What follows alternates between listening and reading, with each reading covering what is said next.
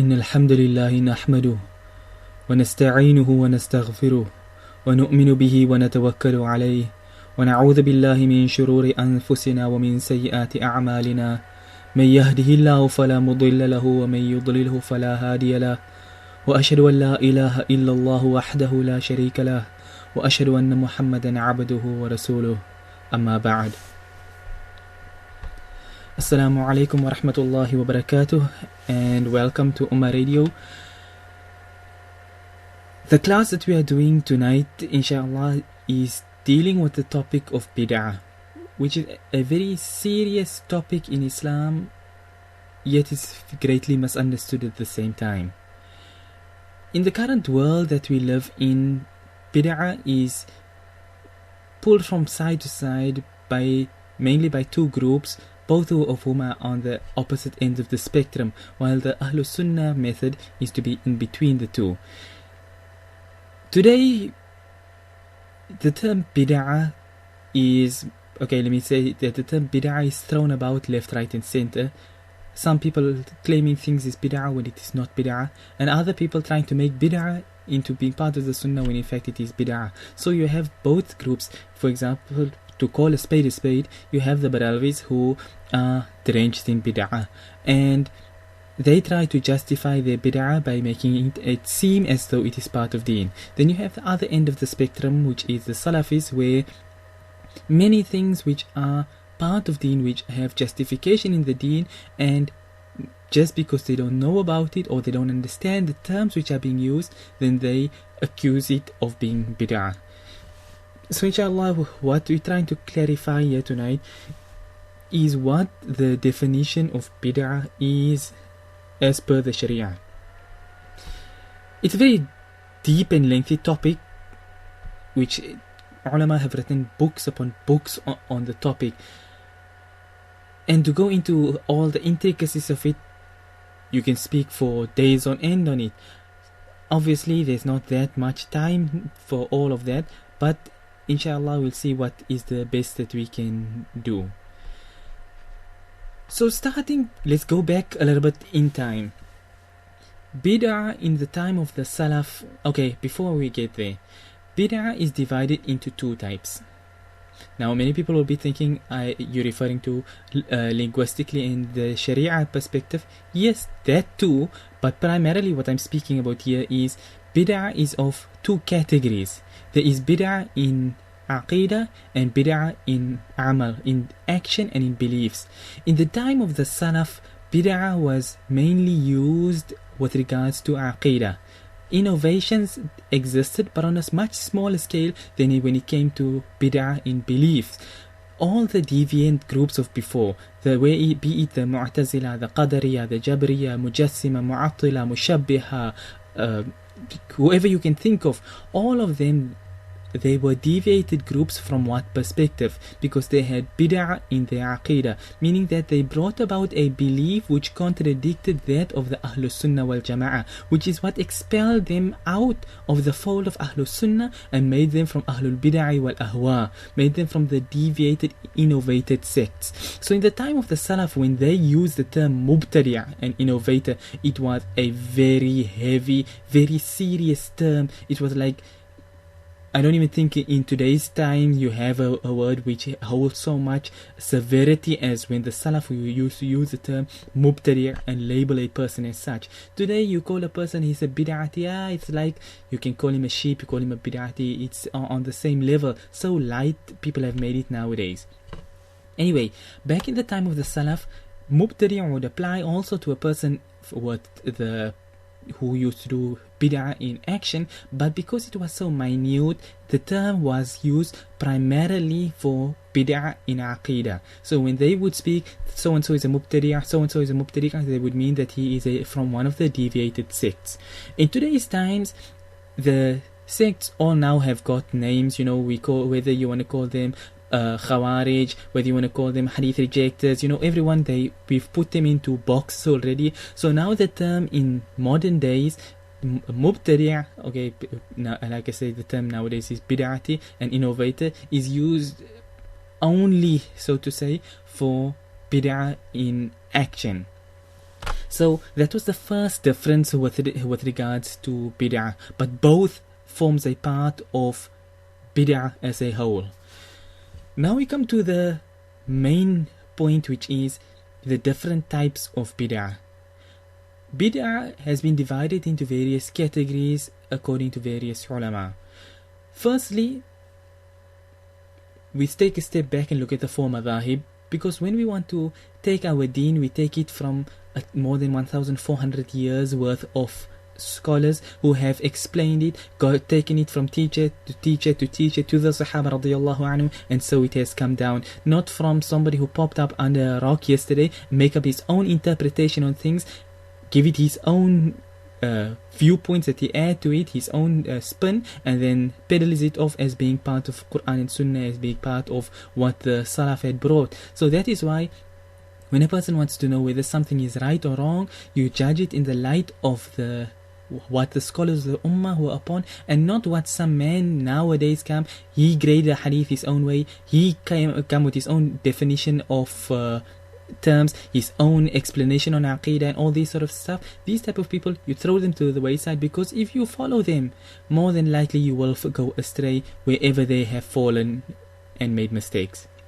Anyhow, so when we look at the four madhaahib have got two different viewpoints between them, with the Hanafi, Shafi'i and Maliki madhahib being on one side of the scale and the Hanbali madhab being on the other side. Now what I'm about to mention here now is all a lot of semantics, and it is this semantics that people don't understand. Now where the Hanafi, the Shafi'i and the Maliki madhab is concerned, they take the term bid'ah in the linguistic sense, because the linguistic sense is much more vast. It covers a whole lot more than the Sharia sense. So you have the as you call it now, the Shari'i definition, and you have the Lughawi definition. So Hanafi, Shafi'i and Maliki use the Lughawi definition, and the Hanbali madhab uses the Shari'i definition. Now some people, where be it out of ignorance or whatever, they feel now, no, if you're using the definition of the three madhahib, then there must be something wrong with you. Why don't you take a Shari'i definition? But that's, like I say, it's just born out of ignorance. The term, the Lughawi definition, has been used from the time of the Sahaba radiyallahu anhum. I think probably the most famous statement in this regard, which most people would have heard of, is when Hazrat Umar radiyallahu anhu made that statement with regards to the Taraweeh Salah, and said that what a good bid'ah this is. Not that the Taraweeh Salah is a bid'ah, but rather this making 30 days together in congregation in the masjid in this particular manner. He used the linguistic definition. Now on this particular point over here, just digressing and jumping into the deep end, the Imam Ibn Rajab al-Hanbali rahimahullah, he says here that Hazrat Umar radiyallahu anhu was using the linguistic definition, because the Hanbali madhab don't use the linguistic, they only use the Shari'i definition. But on this point here, he says, just to show that Sahaba radiyallahu anhum never did bid'ah, he says that this was used in a linguistic form, not that he had introduced and innovated something into the deen, which, calling a spade once more, is what the Salafis is trying to accuse Hazrat Umar radiyallahu anhum and the Sahaba radiyallahu anhum as a whole of as well, when they say that the Sunnah is only to make 8 and 20 should not be made. It is like the way they say it, it is not from the Sunnah to perform 20 raka'at of Taraweeh Salah. Yet when Rasulullah sallallahu alayhi wasallam gave the command saying, alaykum bi sunnati wa sunnati al-khulafa ar-rashidin al-mahdiyyin, authentic hadith, follow my sunnah and the sunnah of my rightly guided khulafa, Hazrat Umar radiyallahu anhu is number 2 on that list. And all the Sahaba radiyallahu anhum at the time had been present, and none of them gave any objection to it. So if you say that this is not the Sunnah method, then you are saying basically from the time of the Sahaba radiyallahu anhum, they all left the Sunnah and started doing innovation. Then how are you any different from the Shia? Anyhow, that I digressed a little bit. So coming back to where we were, the Shafi'i, Maliki and Hanbali madhahib uses the linguistic term, which is bid'ah, which means that everything literally everything a person does. It does not have to be relating to deen. Your regular day-to-day life also falls under bid'ah when you use it in the linguistic definition. So this is what the three madhahib use. The Hanbali madhab, on the other hand, they use the Sharia definition, so only those things which are related to deen, only that will be deemed as bid'ah, and the other things won't fall under the topic of bid'ah at all whatsoever. Okay, question over here, that what are the people who accept both the linguistic and Sharia definition? We accept, in fact, Hanafi, Shafi'i and Maliki madhab, we accept both the linguistic and the Sharia definition. It's the same thing at the end of the day. Like I say, whether you want to call it 6 or you want to call it half a dozen, it boils down to the same thing. And I'll explain it now in a moment. So when we talk about the linguistic versus the Sharia definition, it starts right from the time of Imam Ash-Shafi'i rahimahullah himself, and this is mentioned by Imam Al-Bayhaqi rahimahullah in Manaqib Al-Shafi'i with an authentic chain, that Imam Ash-Shafi'i rahimahullah, he defined bid'ah. And now this is where we get into the whole nitty-gritty details that people like to misconstrue and, attack the term. What is the bid'ah hasana that you speak of, and all these sort of stuff. These are linguistic terms. It don't mean, nowadays, in today's times, if you use the term bid'ah hasana, the innovator will assume you are defending him and you are supporting him. You're also an innovator like him. And the other extreme of the Salafis who reject it out of ignorance, they say now, you want to justify bid'ah. So both sides are off the path. But I'll explain that later on when we get there in a bit. So Imam Shafi'i rahimahullah, he said that al-muhdathatu min al-umuri darban, that there are two types of muhdathat. We hear them, wa kullu muhdathatin bid'ah. We hear that all so many times. Every newly invented matter is a bid'ah. So he says that muhdathat is of two types. أحدهما ما أحدث مما يخالف كتابا أو سنة أو إجماعا أو أثرا فهذه البدعة الضلالة.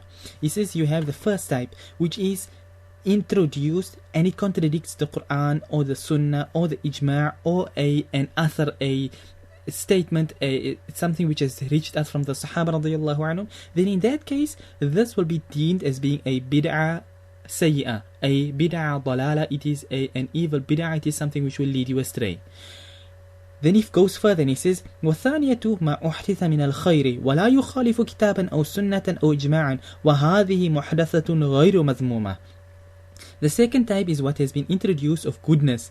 It does not contradict the Quran or the Sunnah or Ijma', and this type of introduction is something which is not condemned. Now, it's important that you pay attention to what exactly is being said. Don't think of it with your own preconceived notions, then obviously you're going to come to the wrong conclusion. So, let's go through what some of the other ulama have said as well. So here firstly we have that Imam Shafi'i rahimahullah, obviously he's from the Salaf himself, and he defined bid'ah into being of two types.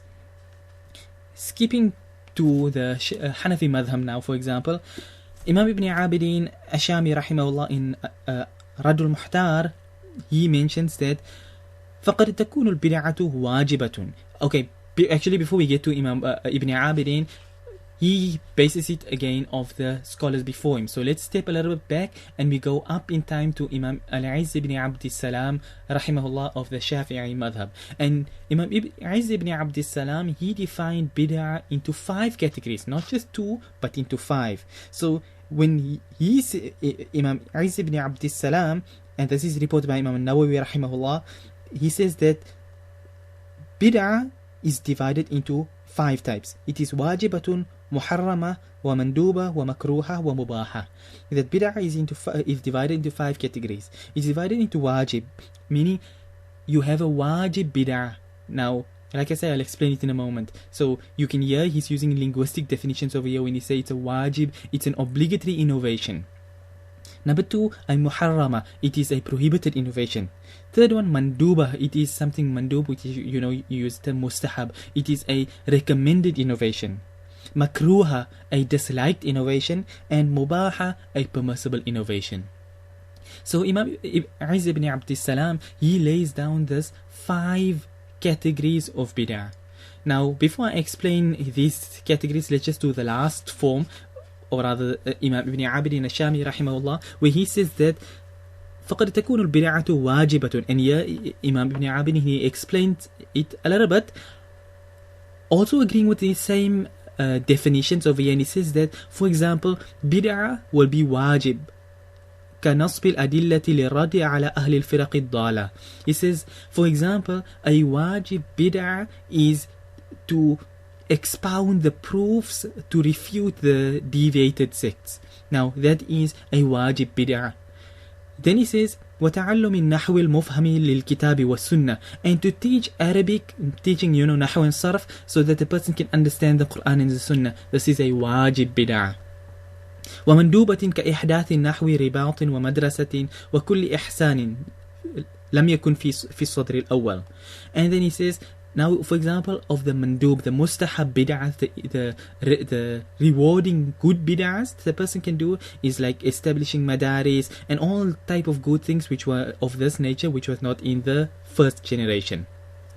So before we move beyond this point over here, let's just understand what are these terms now that these Ai-Imma have laid down. So this is when you're talking pure linguistics. So they came and they said that you have a wajib bid'ah, because like I say, when you use the term bid'ah in its linguistic form, it is much more encompassing than only restricting it to the Shari'i definition. So when you talk about a bid'ah being wajibah, it is a wajib bid'ah, and many things fall under this category. Like it says, for example, teaching Arabic.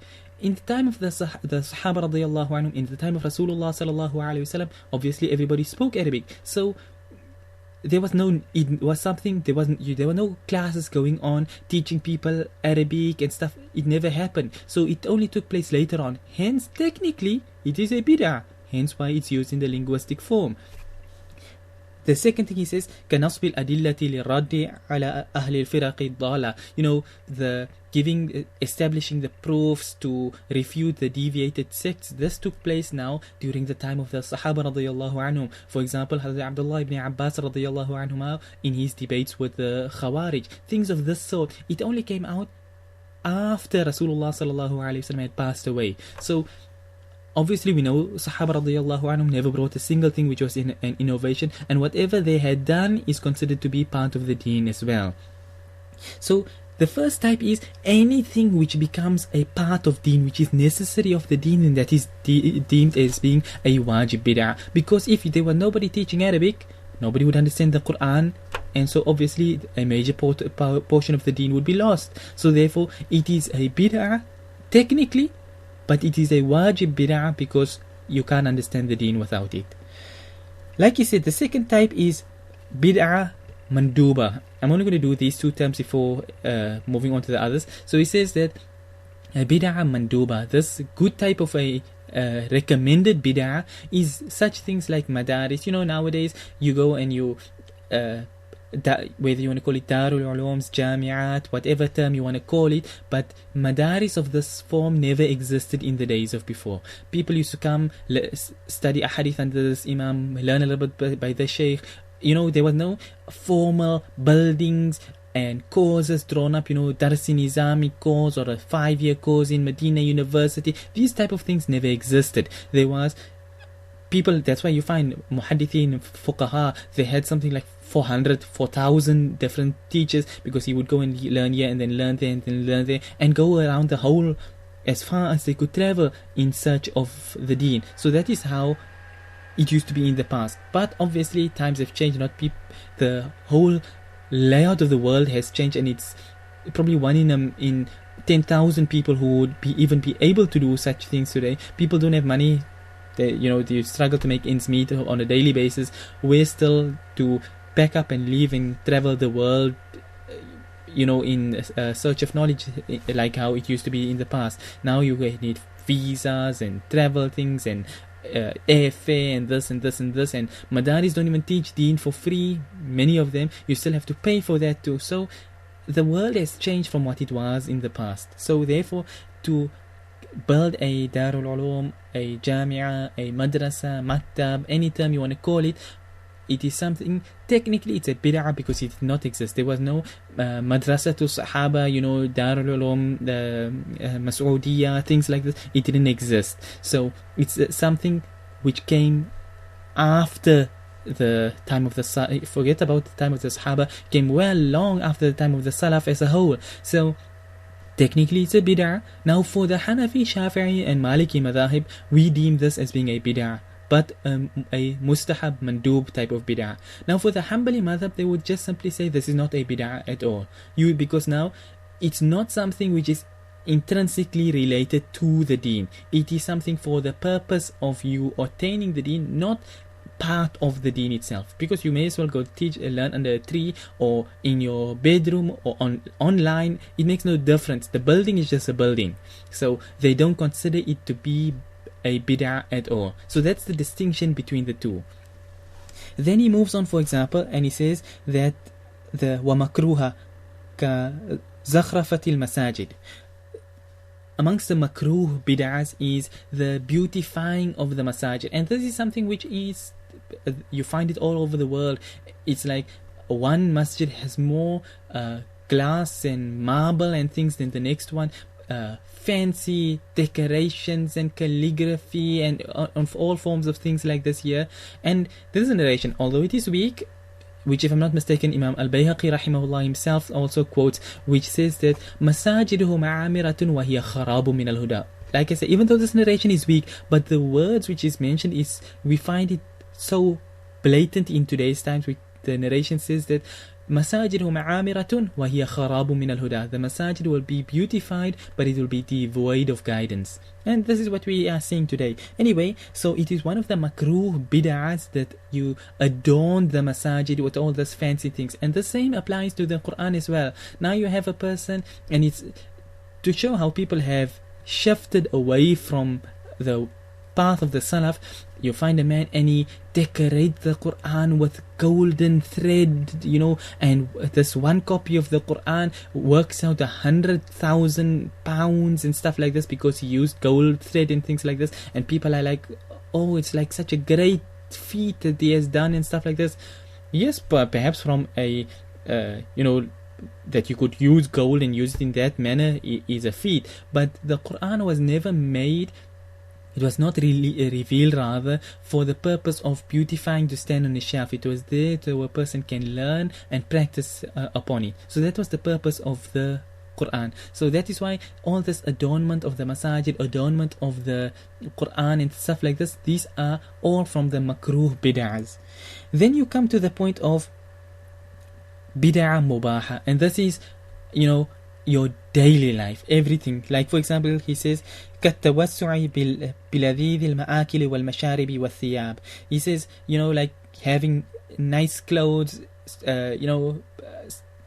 nice food, nice clothing, you have basically in the time of the Sahaba radiyallahu anhum, we know how it is. You've read the ahadith, you've heard the seerah, where Sahaba radiyallahu anhum had nothing to eat. In days would go by and a fire would never be lit in the house of Rasulullah sallallahu alaihi wasallam because of the severe amount of poverty and difficulty. And now here today, you've got like 5 meals laid out just for breakfast alone. Forget about lunch, supper, and in between snacks as well. So all of this is what is now falls under the bid'ah mubaha. Okay, just on this point over here, there's ikhtilaf, obviously, and other ulama consider that this, having excessive food and all these things as being from the makruh bid'ahs as well. But it's a difference between the madhaahib. Some consider it permissible, some consider it makruh. But be that as it may, so that is the mubaha, the permissible type, the recommended type, the muharrama. Obviously, anything which is muharrama is all types of haram. And then you have the wajiba, which is the necessities. Now, looking at it from the opposite angle, Imam Ibn Rajab and the Hanbalis as a whole, they differ with this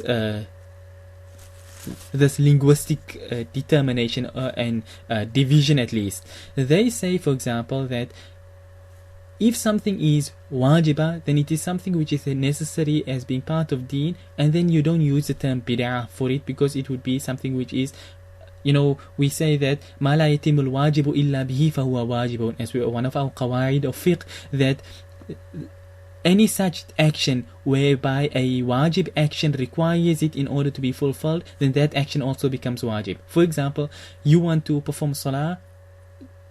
Salah is farad upon you, so before you can perform salah, you need to have wudu. So therefore, by extension, wudu also becomes wajib upon you, that you have to make wudu, otherwise you can't make your salah. So ma la yatimul wajibu illa bihi fahuwa wajibun.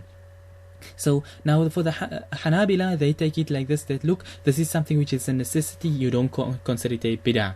Then when you call it a bid'ah muharrama, then they say that obviously this being a bid'ah muharrama, it is a sayyi'ah, it's ma'asiyah, it's a sin. So why are you calling it a bid'ah muharrama in the first place? So they have a problem with the linguistic usage and division and definition of these terms itself. But like I say, at the end of the day, both groups boil down to the same thing. What one considers to be bid'ah, the other will also be considered to be bid'ah. One will just call it 6, and the other one is going to call it half a dozen. That's the only difference between the two.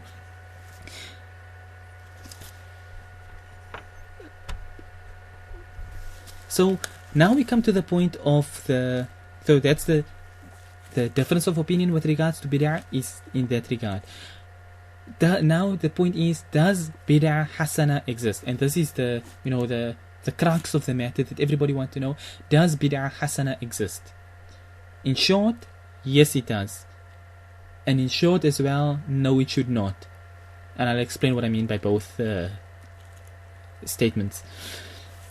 So bid'ah hasana, as per the Hanafi, Shafi'i and Maliki Madhaahib, bid'ah hasana is something, like I just said now, you have a bid'ah manduba, a mustahabba, hasana, it's all basically the same thing. It is something which is good. Now Imam Shafi'i rahimahullah, he also mentions as well that a bid'ah which yukhalifu sharia, it contradicts the sharia, which is obviously the bid'ah sayyi'ah, and the bid'ah mimma la yukhalifu sharia, that bid'ah which does not contradict the sharia, and that is what is known as a bid'ah hasana.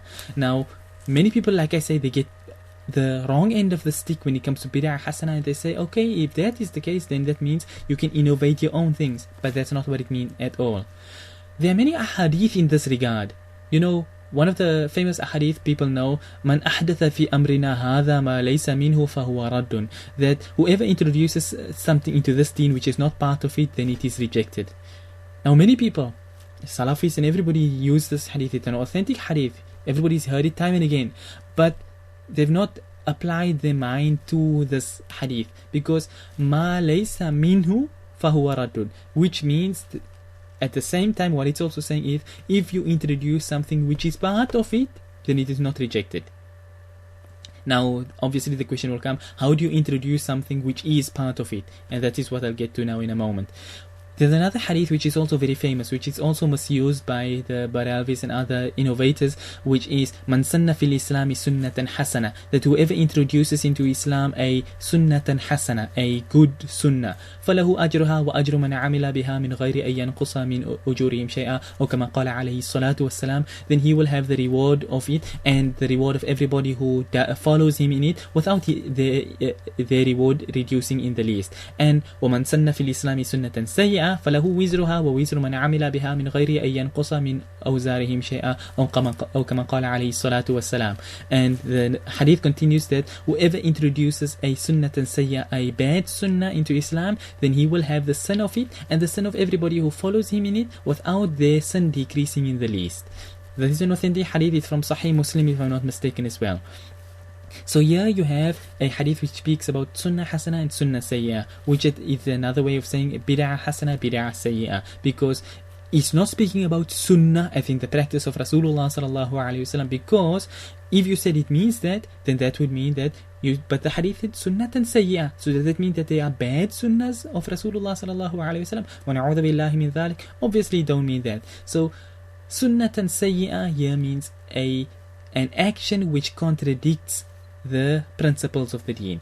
So now we have touched on the point where the madhahib come from and what the viewpoint, or rather what is the dalil, the hadith behind it for this distinction between good bid'ah and bad.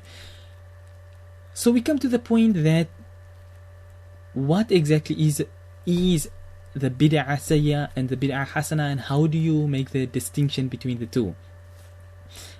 The same hadith which I quoted over here now, man sanna fil islami sunnatan hasana, and of the other hadith as well. When you look at what was the Quranic term would be a sababun nuzul, the reason for revelation. Obviously, hadith are not revealed in that sense, but you look at the reasoning behind it, what happened. For example, we know the incident where Rasulullah sallallahu alaihi wasallam came and made a statement, like exhorted the believers to give charity.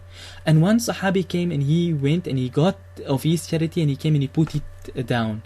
And other Sahaba radiallahu anhum saw him doing this action. So they went and followed his example, and they went and got their, their money and stuff, and they all came and put it down, until there was like a whole mound of wealth over there to give in charity. So it was on this occasion that Rasulullah sallallahu alaihi wasallam made this statement and said, "Man sanna fil islami sunnatan hasana." A person who brings about a good deed like this, then he has the reward and the reward of everybody who follows him in it. It does not mean you go and you introduce your own thing now. Okay, I'm going to make 4 rak'at fajr, fard fajr now because I'm healthy, I'm young, I can make extra salah. So what's wrong? I mean, the salah is only 2, I'm actually doing something good, I'm making 4.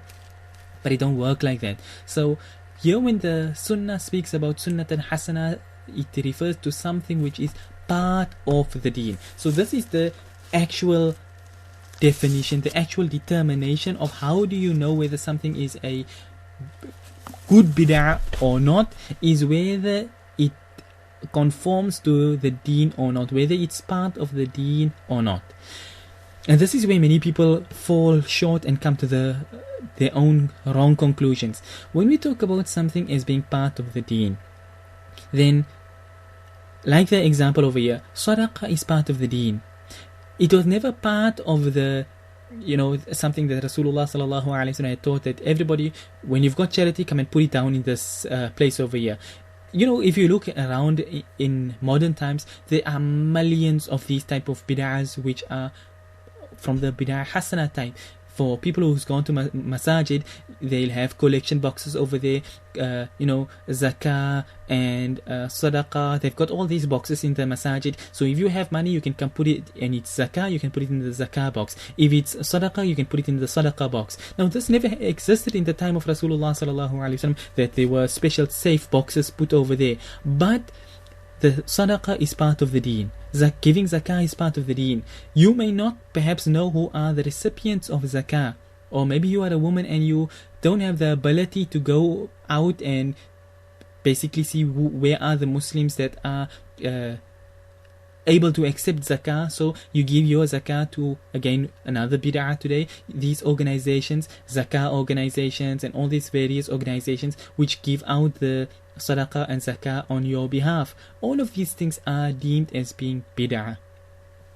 Now these type of things are what are referred to as being bid'ah hasana, good bid'ahs, because its essence is something which is found within the deen, like the madaris as well. It's just a building, it's a means to an end, not the end in and of its own self. The madrasa, the Darul, the Jami'ah, the Maktab, all of these things, they are only there for you to it's a conveyance for you to attain the knowledge of the deen.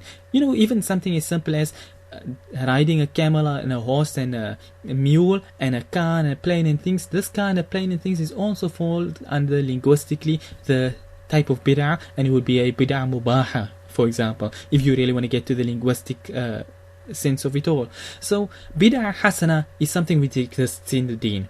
However, although, like I said, this is the viewpoint of the 3 Madhaahib, and it is the viewpoint of the Hanbali Madhab, which does not agree with the linguistic definition. They go strictly with the Sharia definition. So all these things which are linguistically deemed as bid'ah, they would not consider it as bid'ah at all. Unfortunately, in the times that we are living in, the viewpoint of the Hanbali Madhab to not make use of these terms is actually the safer one. Because again, like I said, if today you come and you use the term bid'ah hasana, it's a blatantly misused term by the innovators, all the Baralvis and all other deviants. They all come and use it's a bid'ah hasana, bid'ah hasana, bid'ah hasana, and all they are bringing about is bid'ah sayyi'ah. So when you talk about bid'ah hasana, people wrongly assume that you are also an innovator as well. And again, which, like I say, is based out of their ignorance again. But if a person were to leave this linguistic terms and just stick to the Sharia term, it would make things easier. But because of the fact being reality on the ground that it is part of the, for more than 1,200 years, that the, from the time of the Salaf, that this term bid'ah hasana and sayyi'ah has been accepted as being part of Islam. So therefore you can't go to the extent of being like the Salafis now, that no, if you use it you're automatically a deviant. So bid'ah hasana, bid'ah sayyi'ah is definitely accepted as being part of the deen. And if I'm not mistaken, I think it's Imam Ibn Abd Salam rahimahullah as well, who explained that how do you determine whether a particular action is a bid'ah, or rather I should say, what type of bid'ah is this particular action. Then he says that you take this action and you weigh it according to the scales, the principles which have been laid down. You look at this thing, is it part of the deen? Is it part of the deen? Is it not part of the deen? Is it something like, give an example and then you can break it down and see whether such an action is a bid'ah or not. Like he gave examples over here, the madrasa. Is a madrasa part of the deen? It is related to the deen, naturally, because it's not a place to go and learn 1 + 1 = 2, but rather it's to learn matters of deen. So it's got some relation to the deen, but like I said, it's not a goal in and of its own self. You are not there to be a madrasa student, you are there to be a student of deen.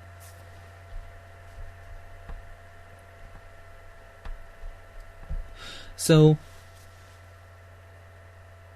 that's the topic of bid'ah hasana.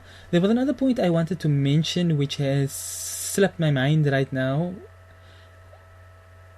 Inshallah, if while we continue, if it comes back to me, I'll mention it. But okay, now that was the thing I wanted to mention, is that certain things are by default okay, or rather I should say it falls under what linguistically the bid'ah mubaha, and based on how you take it, that same bid'ah mubaha can become fall under the bid'ah sayyi'ah, bid'ah muharrama, whichever term you want to use for it. For example, you have many sort of things like this here. Let's take one of the common innovations of today which people have come out with, Juma Mubarak. That's how people say it.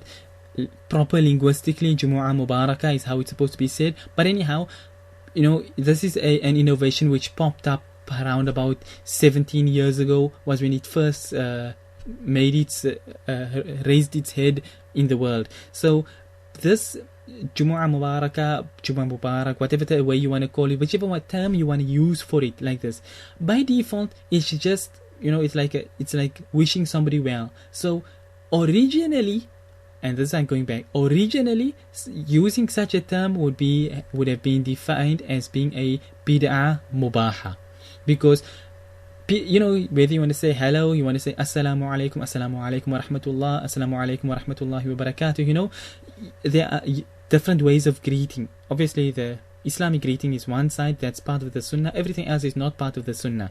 So you had this type of congratulating people, people say ma'a salama and all these type of different things. So by default it's a bid'ah mubaha. Now obviously for the Hanbali madhab, they would not consider ma'a salama as being a bid'ah at all, so they just simply don't use the term for it. But anyway, now the minute a person takes, whether it's ma'a salama, whether it's Eid Mubarak, whether it's Jumu'ah Mubarak, Ramadan Mubarak, Muharram Mubarak, people make the terms now for every single month and every day that you can think of.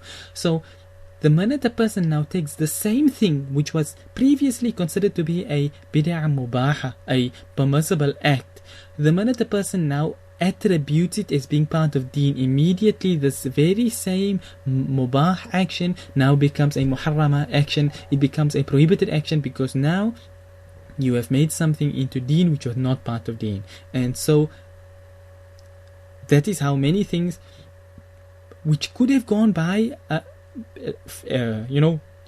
person could be doing it. In fact, it's not only to do with things which have no basis in deen, such as this. In fact, things which have full basis in deen can also become a bid'ah sayyi'ah. And how does this work? For example, if a person performs salah, salah is always a good thing, fasting is always a good thing, there's no question about it. Salah, zakah, sadaqah, always a good thing. There's no question about it. Nobody can question it, because these are things mentioned in the Quran and Sunnah time and time and time again. But if a person now comes and he says that, you must perform 2 rak'at of salah before you eat, or a person says before you go to the masjid, it's like a part of deen that you make it for, whether it's your followers or whatever. Before you go to the masjid, you must give some sadaqah, or fast on every Wednesday, or on the first of every month you must fast. Anything like this. So the fasting in and of its own self is something which is an established, complete part of deen. But the minute you obligate it, the minute you make it part of, you change it from its status of being from the nawafil, and you now make it from the sunan, then immediately it changes from being a good action to being an evil action. And then it becomes something which is wajib tark. It is something which is obligatory to abandon it straight away. So now the innovators come along and they say, you are attacking salah. No, the thing is that Islam is not ordained upon us to perform 2 rak'at of salah before eating. You are now innovating a new belief by saying you must perform 2 rak'at of salah before eating. Just for example, because obviously any type of thing a person does and make it part of the deen would fall under the same type of the same category as well.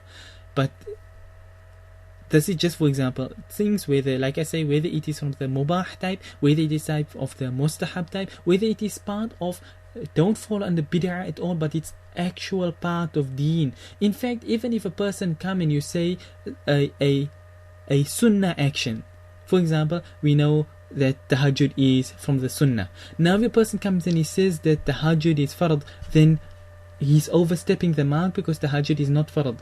And then if a person now say you must perform tahajjud, otherwise your fajr is not accepted, such a person would be considered a deviant. He would be a mubtadi', he is an innovator, he is bringing things into the deen which was not he's obligating things upon people which Allah had not made obligatory. So bid'ah can be very small, and bid'ah can become very large depending on what exactly you are doing with it. Okay, the question over here, that is, they gave another definition of bid'ah, the way he mentioned things about being turned into a tariqah. That's when it is a bid'ah. Okay, that's basically what I was just mentioning right now. That when you make it a tariqah, not a Sufi tariqah, but you now make it, as you say, basically using an English term, you make it part of the deen, you make it part of the sunnah. Okay, so it's about a question follow up here. So it's about his belief, not so much his actions, even if he's consistent. For example, Salatul Shukr, some people pray that daily. So yes, that's exactly how it is. It's your belief, and that is why I mentioned in the beginning that bid'ah is not only to do with action, bid'ah is to do with belief as well. So it goes hand in hand, both belief and actions. So the action is something which is 100% part of deen, no question about it. It's from the sunnah, in fact. But because of a deviated belief, your deviated belief now, it corrupts this good action of salah. So therefore, this sunnah salah that you were doing is now something that the person, if you are now, like for example, you are obligating it upon your followers, then the followers should not follow you. They can go and perform the salah still, but they should not follow you in it, because you are now trying to make something you are trying to make something obligatory which was not obligatory in the Sharia. So yes, if a person feels, and we take for example, it said Imam al-Bukhari rahimahullah, he would perform 2 rak'at of salah, make a ghusl at the various narrations go, that he would make a ghusl, he would go and perform 2 rak'ats of salah, and then he would write one hadith, and doing it in this whole manner. Never did he say that this is part of deen. Never did he say people must do this. It was an action which he did from his side. So, the performance of nafil salah and making a fresh ghusl every time like this here, or whether it's a fresh wudu, or even not taking a wudu at all, just making 2 rak'at of salah and writing a hadith, 2 rak'at of salah and writing a hadith, absolutely no harm in it whatsoever. It is something which is 100% rewarding, and it is not considered to be a bid'ah. But the minute a person takes the same action here now, if Imam al-Bukhari, for example, if he was an innovator and he now came and said that, look, anybody from now on who wants to write a hadith, you have got to do it in this manner, make 2 rak'ats of salah, then only you are allowed to write a hadith, then in that case it would, now this action to say that you must make salah then write, then this would have been deemed as being a bid'ah, something which has been innovated, which was not existing in the times of before. Wallahu a'lam. There are many books which have been written on the topic of bid'ah. Like I say, books which are restricted, or rather entirely written just on the topic of bid'ah. For example, Al-I'tisam of Imam al-Shatibi. There's certain books like that which are written just for that topic. But majority of the time, bid'ah, it's a part of deen. So it's found in just about every book. Imam al-Nawawi deals in it. The books of linguistics deal in it. The books of usul deal with it. The books of fiqh deal with it. Even books of Aqidah have got the chapter of bid'ah in there. So, like I say, you can take a basic fiqh book like Radul Muhtar of the Hanafi Madhab, and you'll find bid'ah in there. If you were to go to the books of the other Madhaahib, you'd find it in there. If you go to the books of hadith, shuruh of hadith, whether it's Sharh of Imam al-Nawawi rahimahullah on Sahih Muslim, or Fath al-Bari of Imam ibn Hajar, you'll find bid'ah in there. So, the ulama have written extensively on bid'ah. The problem nowadays is that people take bid'ah and they selectively quote it, which, if you really wanted to, anybody can selectively quote, and this is what we are seeing today. The Baralwi will come along and he'll selectively quote a couple of statements, like I narrated now, Imam Shafi'i, Imam Isa ibn Abd Salam, and they use the term bid'ah hasana and stuff like this here. So therefore they come and they use a statement out of context, and it seems as though these ai*imma were in support of bid'ah, which was never the case. And of course then you have the other extreme, where they'll come and take the statements of the same ai*imma where they condemned bid'ah and then said, see here, there's no such thing as bid'ah hasana, because the same ai*imma rejected it as well. But the Ahlul Sunnah way is to take the middle path, not ifrat, not tafreed. We don't go to any of the extremes. We take the middle path, like how I said, right, for the last 1,000 and something years, the four Madhaahib have got the same understanding of bid'ah. The only thing they differ in is how they define it. So it's mere semantics at the end of the day. That you performing, for example, there's an innovation known as Salatul Raghaib, the special salah which they perform in the month of Rajab. It's a deviant innovation. People innovated it, brought it about themselves to perform the special salah in Rajab. I don't know if for the purpose of Mi'raj, or I don't know what reason exactly they innovated it, but they innovated it nonetheless. So the Hanbalis would consider it bid'ah, and the Hanafi, Shafi'i, Maliki all consider it bid'ah. The only difference is the terms that they use to come to that conclusion.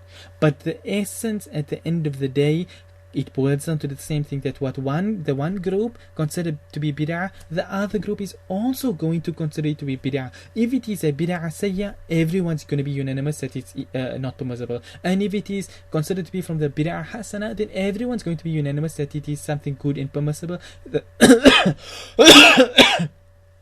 only way that they are differing is how they are, rather what term, a semantical term that they are using. That is the only difference between the two groups. Not that one group come and they support bid'ah, and the other one is hard on bid'ah. The way people make it seem as though the Shawafi', for example, are very lax where bid'ah is concerned, and the Hanabila, they're very, staunch on the Sunnah, very anti-bid'ah.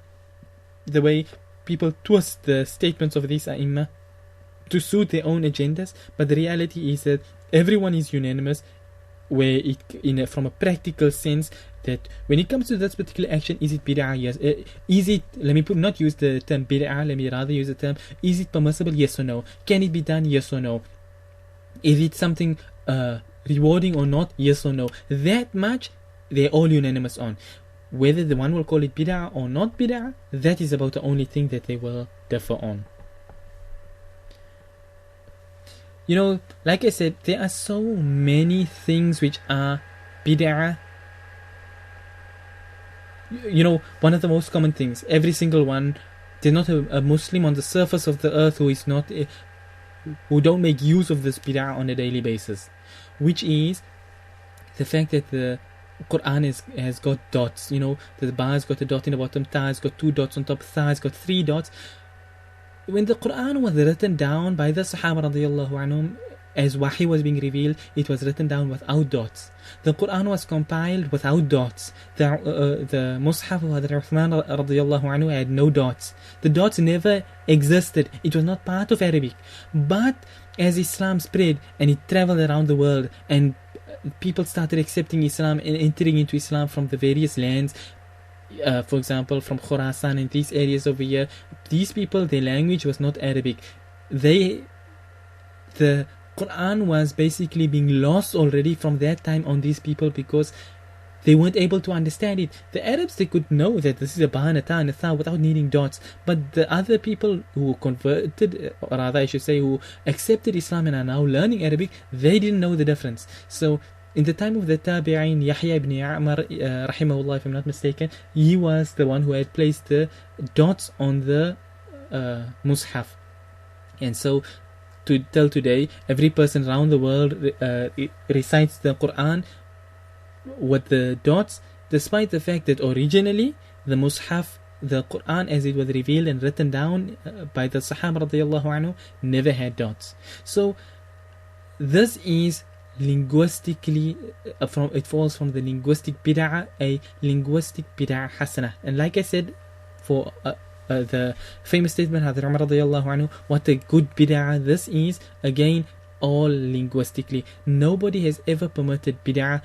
Bid'ah in action is something which is very evil. In fact, one of the scholars of the past, he made a very harsh statement in this regard, let me put it that way. He said that he fears that the person who engages in bid'ah, he fears that such a person will die in kufr. He said that bid'ah is actually worse than committing a sin. When asked the reason why, he said that the reason is because a man who sins, you commit zina, you look at haram, you do haram, listen to haram, whatever the case may be, you've done a clear evil. You know you've done evil. So, as a result, at some time or the other, whether now or in the future, because you have done something wrong, you will make tawbah as a result. But the man who does bid'ah believes that he is doing something good and he will be rewarded. That is what he feels. So such a person will die and he'll never make tawbah because he feels, I am doing something good, I must still be rewarded for it. I mean, for example, you perform your salah. Do you make tawbah for having performed salah? You fast in Ramadan. Do you make tawbah for having fasted? You go for hajj. Do you make tawbah for making hajj?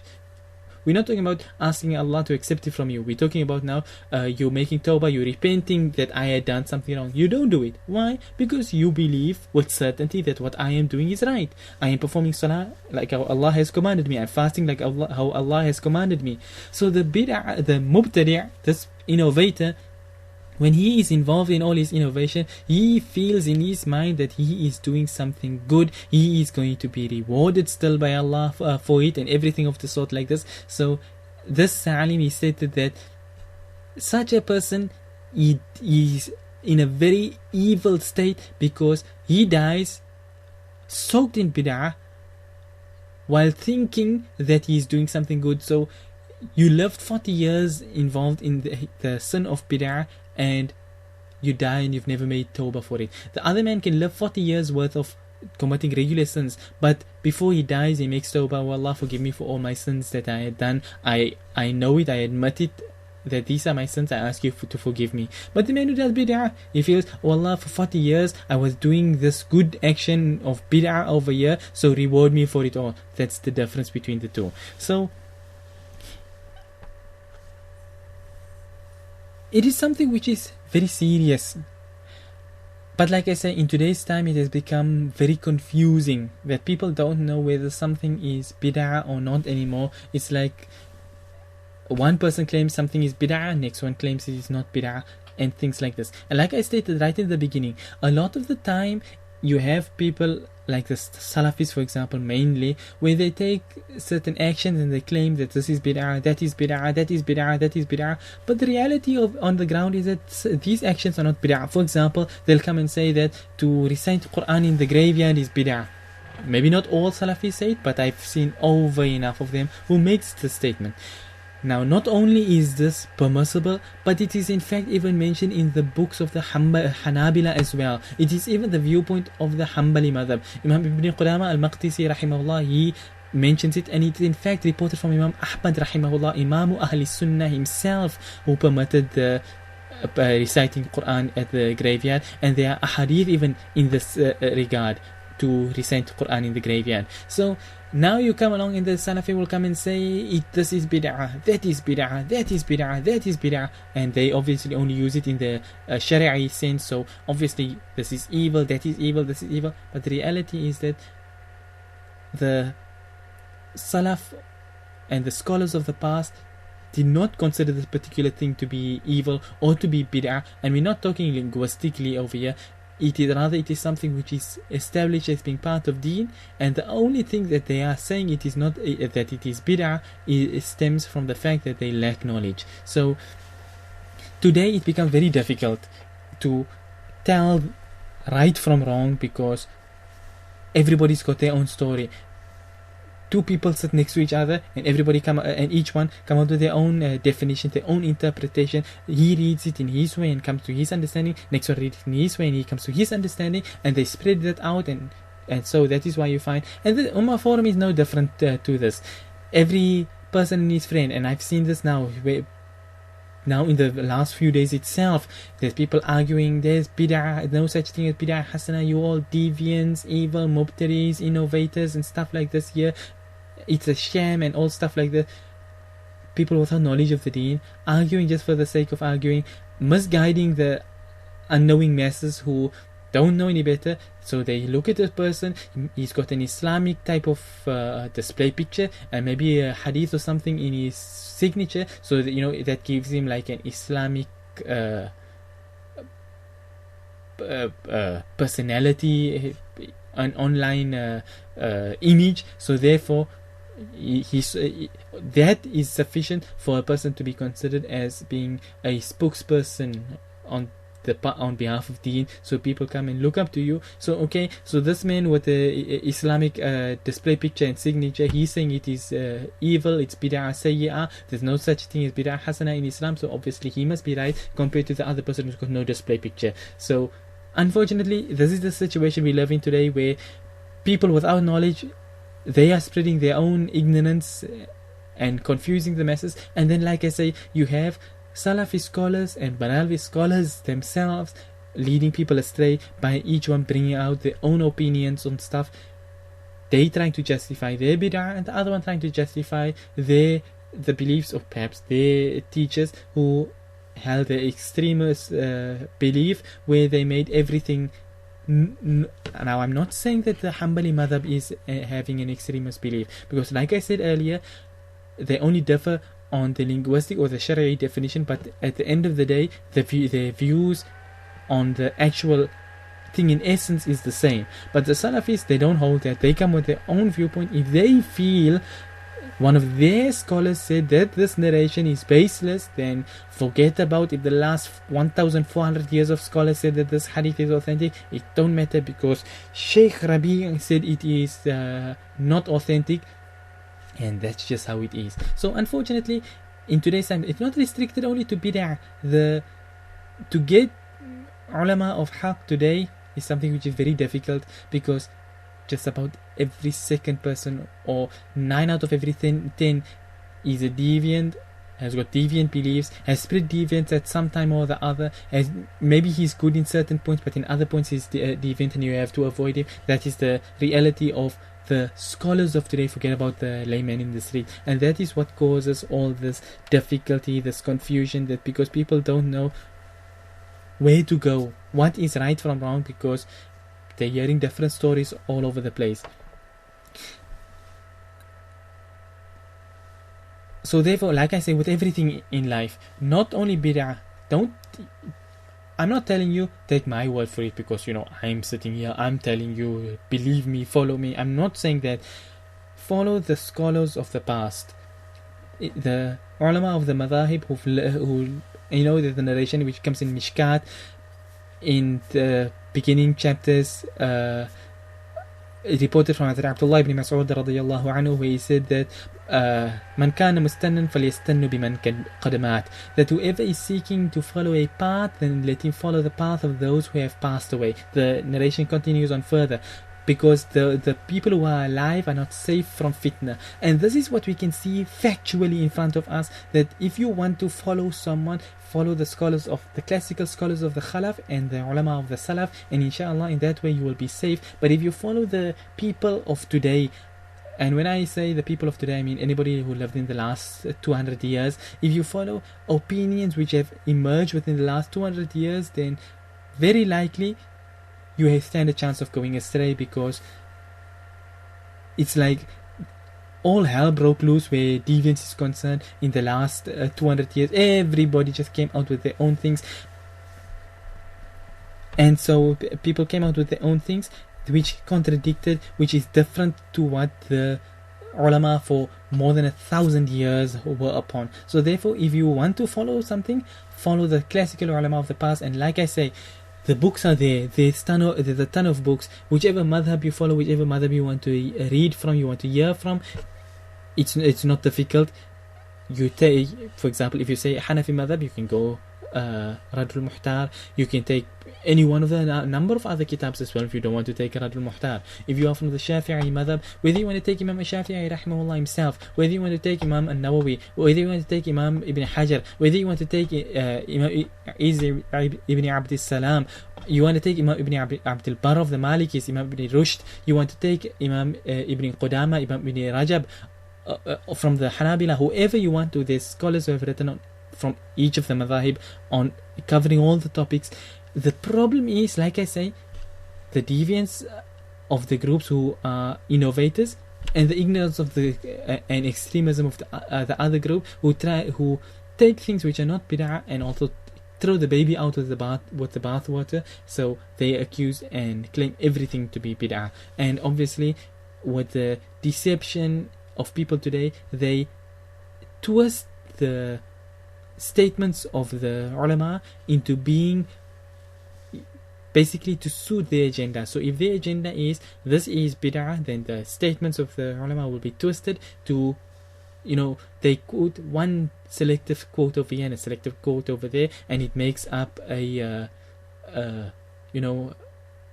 new picture that they want it to be, and they try and make it seem as though this is what it originally is. Okay, I got a question over here from Skype. A question that says that where would tasbih beads fit into in this whole concept of bid'ah? Where will the misbaha, musabbiha, tasbih, whichever name you want to call it by, where would it fit into?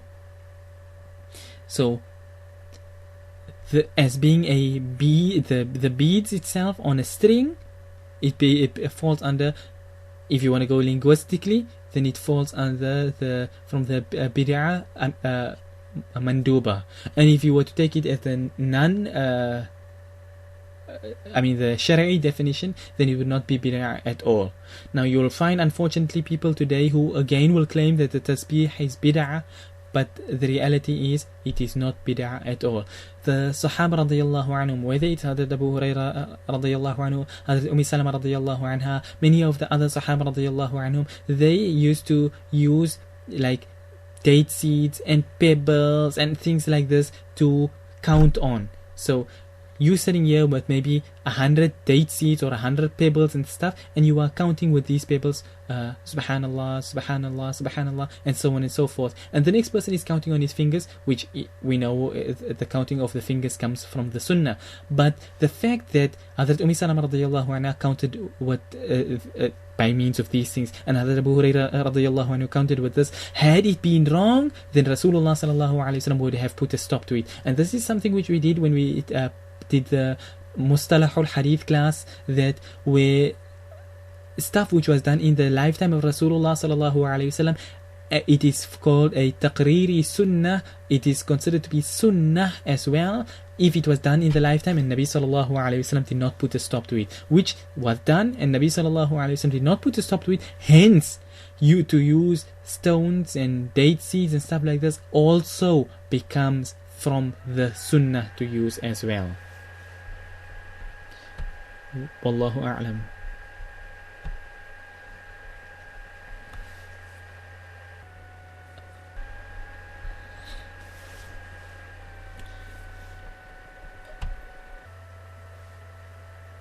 Okay, seems like nobody has any further questions.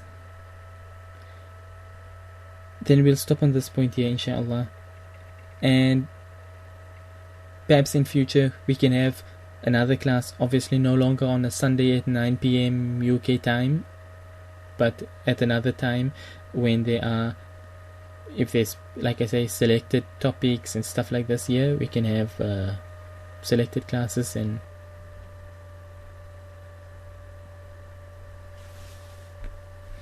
but until then, وصلى الله وسلم وبارك على نبينا محمد. سبحان الله وبحمده سبحانك اللهم وبحمدك نشهد أن لا إله إلا أنت نستغفرك ونتوب إليك. والسلام عليكم ورحمة الله وبركاته.